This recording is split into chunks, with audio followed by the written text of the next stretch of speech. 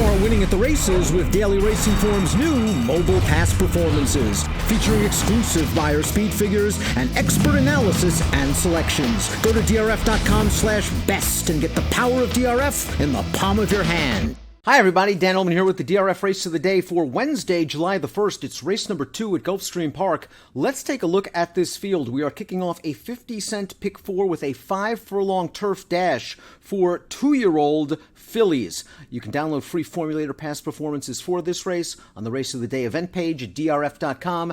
Access them, handicap along with me. This is a race with many first-time starters. I'll try to give you as much pedigree and trainer information as I can so you can make perhaps the best informed decisions on who you'd like to use in the 50-cent pick 4. The number 1 in here is Dancing in Fire. This is one of the few horses in the race with prior experience. She started on the dirt. She was well beaten. She's going to add blinkers for the first time. She is the first starter by firing line, a Grade 3 stakes winner, winner of the Sunland Derby, second in the Kentucky Derby. Unraced on the turf, however. Dancing in Fire went through the auction ring on 3 occasions. $24,000 buyback as a weanling, $27,000 yearling purchase, $17,000 buyback in March.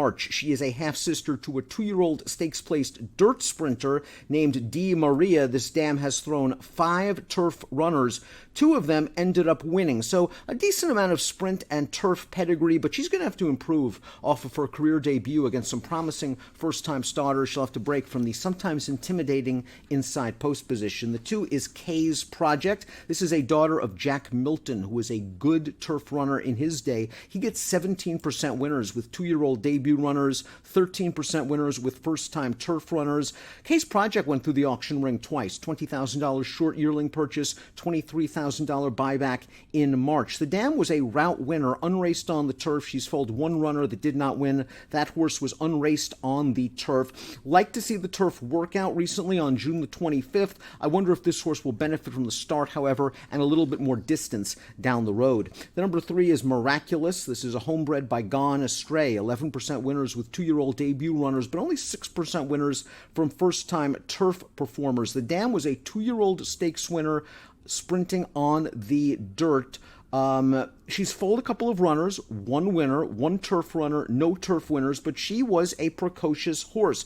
Only 3 slow breezes leading up to this career debut. I want to watch one with Miraculous, 15-1 on the morning line. Crystal Coast is the 4. Trainer Carlos David is having a very, very good season, and as we take a look at the formulator factor over the past 2 years, 2-year-olds on the turf, this barn does very well. 31% winners, a $10.86 ROI. One of those big-priced winners came as a first-time starter. Crystal Coast has a nice pedigree for turf. Animal Kingdom, the sire, 14% winners, 2-year-old debut runners, 13% winners, first-time turf runners. The dam was unplaced, but she is a full sister to a horse named Dark Cove, who was a Grade 2 stakes winner on the turf. But Dark Cove was the kind of horse that really improved once that horse started to go very long on the turf. So maybe Crystal Coast will want a bit more ground to work with. The dam has foaled 2 winners from 3 runners, 1 turf runner that did not win. Crystal Coast, interesting pedigree, interesting connections. A horse to consider in the pick 4, 8-1 on the morning line. The 5 is Abuela Corey. This horse made her career debut on dirt at Tampa Bay, was dismissed at a big price in that maiden special weight, and only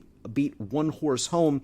The sire Anthony's Cross 0-for-16 with first-time turf runners. The dam won 7 sprints, but went 0-for-2 on the turf. She's foaled 3 winners from 4 runners, 1 turf winner from 3 turf performers. This filly's going to have to improve off the career debut. The 6 is Uuni, and this is a filly by Uncle Mo going out for Wesley Ward. So you know this horse is going to take some attention. Ward is just a guru with first-time starting 2-year-olds.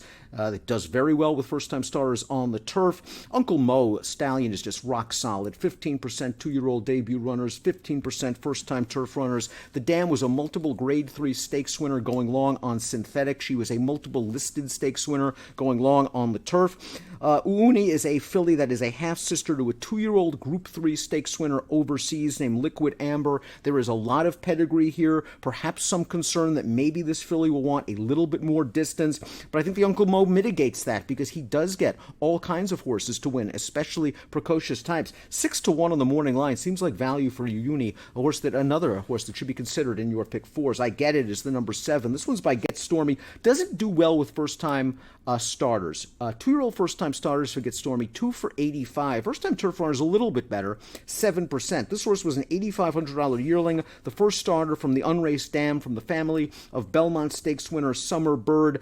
I kind of like this horse's pedigree for turf. I am concerned that she's going to need a race to get started. I might want a little bit more distance. I might consider using her as a backup in the 50-cent pick four. I think 7-2 on the morning line might be a little bit light. I'm interested to see what we get from the 8th, Social Exclusion, going out for Steve Klosaris. We have a formulator fact. The past 2 years, 2-year-olds on turf. Klosaris winning at a 32% clip, a $6.19 return on investment. This filly is from the first crop of multiple Grade 1 placed dirt router Social Inclusion, a very fast horse that was third in the Preakness. The Dam won on the turf. This is her first starter. The Dam is a half to a couple of stakes-placed horses on the turf. A couple of quick workouts leading up to the debut. Like to see Jaramillo take the mount. 9-2 on Social Exclusion. Things to like. I think Social Inclusion is going to bring speed to the table with his progeny. And again, this Dam has done very well on the turf. Gem Thief is the 9. This is your morning line favorite. Has experience for Wesley Ward, switching to the turf with 3 turf workouts since the career debut.